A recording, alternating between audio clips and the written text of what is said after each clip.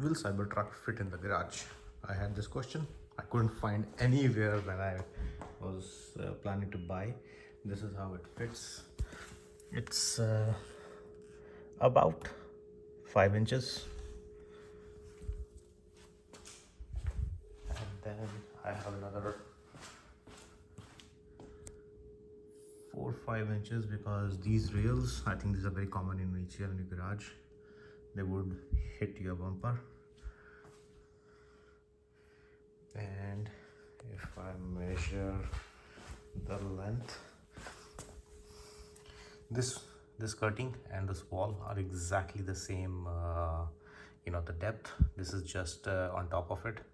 So if I have to see, if I touch this, maybe it's I won't say half, maybe quarter inch plus minus, give or take.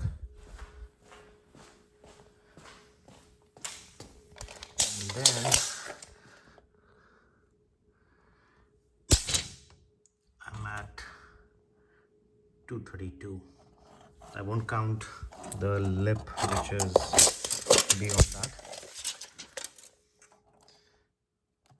I will count only up till this point. I won't count this part because this thing is flush. So 232.